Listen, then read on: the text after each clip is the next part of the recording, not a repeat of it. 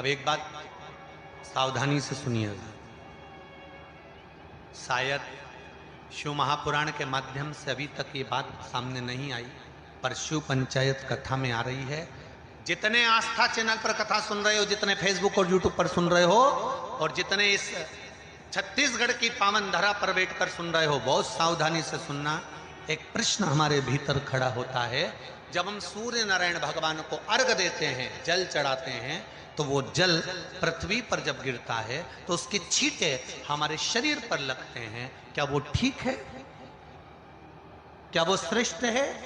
तो शिव महापुराण की कथा कहती है, जब हम सूर्य को अर्घ देते हैं, सूर्य को जल चढ़ाते हैं, वो पानी जब पृथ्वी पर गिरता है, उसके छींटे हमारे शरीर पर लगते हैं, तो वो श्रेष्ठता का भाव निर्मित करते हैं, वो गलत नहीं हो सकता। कारण अब वो भी समझ लीजिए।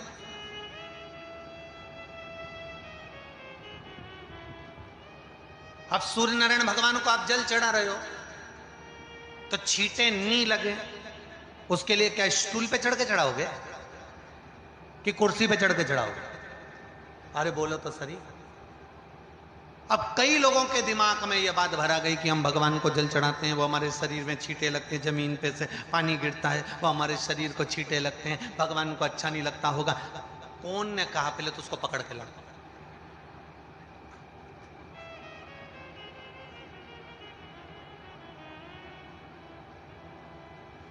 क्योंकि मेरे राम जी महाराज, मेरे भगवान कृष्ण, बड़े बड़े संत, साधु, सन्यासी, तपस्वी, साधक, उपासक जितने भी हुए, जिन्होंने सूर्य की आराधना करी, इन्होंने टेबल पे चढ़कर या कुर्सी पे चढ़कर जल नहीं चढ़ाया, इन्होंने पृथ्वी पर खड़े होकर ही, क्योंकि पृथ्वी तत्व के देव हैं शिव। जब हम मृत्यु लोक पर खड़े होकर, पृथ्वी पर खड़े होकर भगवान शंकर का भाग पृथ्वी तत्व को धारण कर कर जल को हाथ में लेकर जब समर्पित करते हैं, और जो जल नीचे गिरता है वो शरीर पर अगर लगता है तो हमको उसका आशीर्वाद ही प्राप्त होता है, दोष नहीं लगता। पर लोगों ने इसको विपरीत कर दिया। कि कौन ने विपरीत करा? कई लोगों ने इसको विपरीत कर दिया। कौन ने विपरीत करा? तो जो दूसरे धर्म के लोग होते हैं, जिनको हिंदू धर्म से नफरत होती है और जो हिंदू धर्म की पूजन, सेवा, अर्चना को समाप्त करना चाहते हैं, वो धीरे धीरे धीरे धीरे कहने लगे कि सूर्य को जल चढ़ाओगे तो शरीर में लगेगा, शरीर में लगेगा तो दोष लगेगा। इसको कह कहकर घर घर में सूर्य को जल चढ़ाना लोगों ने बंद कर दिया कि आप जल चढ़ाएंगे तो दोष लगेगा, शरीर पे छींटा लगेगा, शरीर को ऐसा लगेगा। ये दोष नहीं है। कितनी सुंदर बात है महाराज। सूर्य नारायण भगवान को जब जल चढ़ाया जाता है, हाथ सिर से 8 इंच की दूरी पर होना चाहिए। जम के बोलिए, सिर से कितना ऊंचा होना चाहिए? 8 इंच ऊपर अपना हाथ होना चाहिए मस्तक से सूर्य को जल चढ़ाते समय। और ना चांदी का, ना स्टील का, न लोहे का, न प्लास्टिक का, न कांच का, न सोने का कोई बर्तन, न कांसे का, न एल्युमिनियम का, न पीतल का, केवल एक पात्र होना चाहिए, वो है तांबे का। काय का पात्र होना चाहिए? तांबे का पात्र। और सूर्य नारायण भगवान को जब 8 इंच ऊपर तुम्हारा हस्त है, और जब हम सूर्य को जल चढ़ा रहे हैं, कैसे जल चढ़ाना है वो भी समझ लीजिए।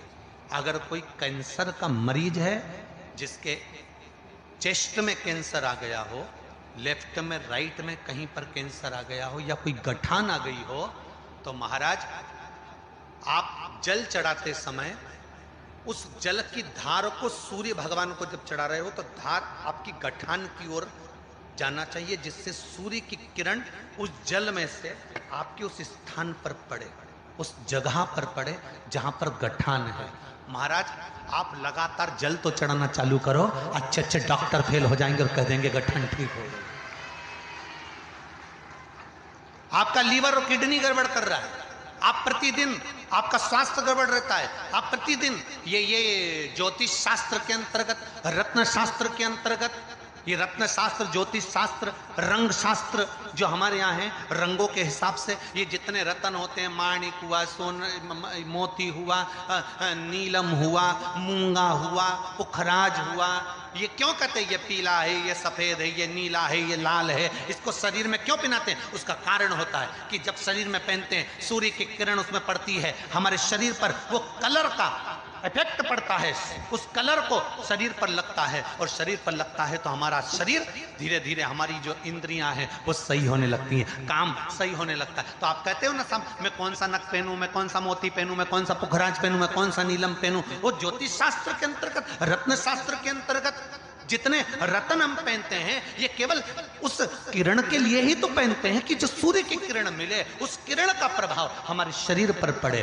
तो इन सबसे अच्छा है कि सुबह शंकर भगवान का नाम लो, तांबा का लोटा में जल भरो, 8 इंच ऊपर।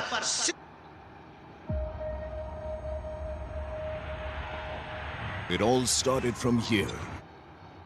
सिर से हाथ होना चाहिए, और सूर्य नारायण भगवान का दर्शन साधारण नहीं, जो जल तुम चढ़ा रहे हो, वो जल की जो धार आ रही है उसमें सूर्य का दर्शन होना चाहिए, तो कैंसर की बीमारी कभी नहीं हो सकती। लीवर, किडनी, हार्ट, आपके हार्ट में अगर तकलीफ है, डॉक्टर ने कह दिया कि इसमें नस चोक है, आपको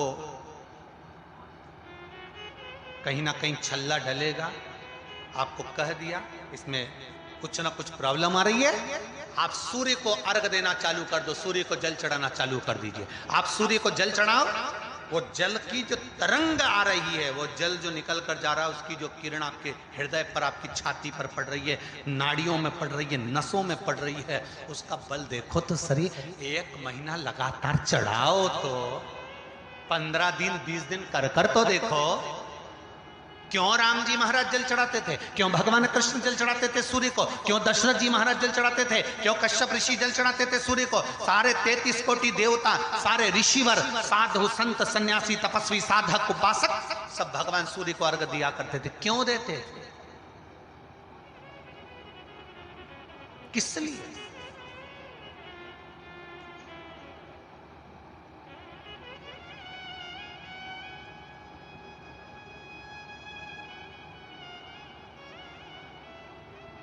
सूर्य नारायण भगवान को जल चढ़ाते समय आपके पंजों की एड़ी ऊंची नहीं होना चाहिए, ध्यान दीजिएगा।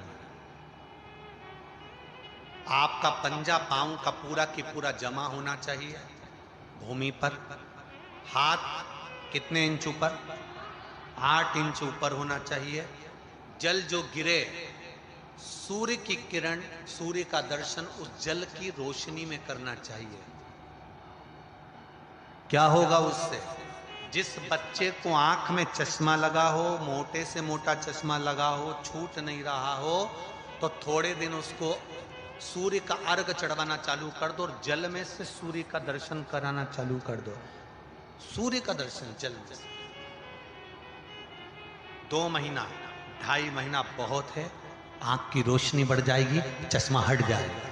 आप कर देखिए। अब एक प्रश्न और खड़ा होता सूर्य को अर्घ देने। गुरुजी, पंचदेव पंचायत में सूर्य नारायण भगवान शंकर की पंचायत में हैं। सूर्य नारायण को हम फ्लैट में रहते हैं, हम फ्लैट के अंदर रहते हैं, तो हम फ्लैट में रहते हैं, हमारे यहाँ अगर छज्जा नहीं है, हमारे यहाँ जगह नहीं है, तो हम सूर्य को अर्घ कैसे दें? तो महाराज खिड़की तो होगी, अगर घर में फ्लैट में पानी ढुलेगा और आप लोग नहीं समेट सकते तो एक बाल्टी रख लो, एक पात्र रख लो, पर सूर्य नारायण भगवान को अर्घ देकर रोशनी शरीर पर पड़ना चाहिए। जिंदगी में कभी कोई बड़ी बीमारी नहीं आ सकती।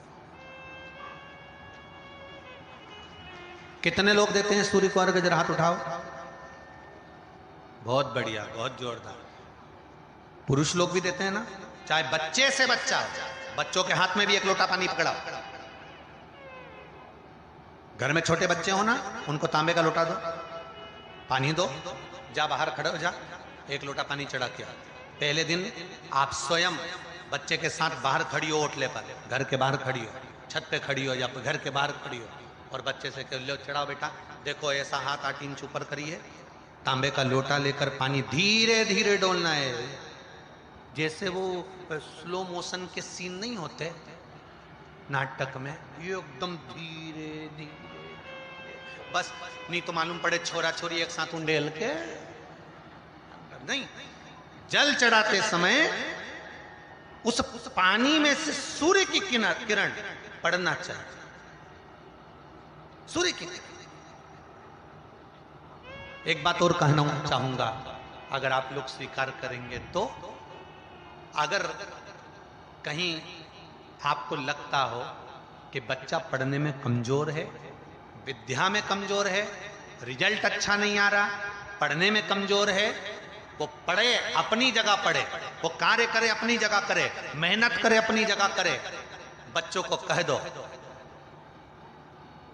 कि कुछ समय के लिए सूर्य को अर्घ देना चालू कर। सूर्य की किरण जहां पर ब्राह्मण या हिंदू धर्म का व्यक्ति मस्तक पर तिलक लगाता है, भुकुटियों के बीच में उस सूर्य की किरण इस भुकुटी के बीच पड़ना चाहिए, परंतु पानी कम से कम ना करते हुए स्लो मोशन में धीरे धीरे गिरना चाहिए, एकदम धीरे धीरे। तो यहां एक रेखा सूर्य की किरण से पड़ती है। चंद्रदेव का लड़का था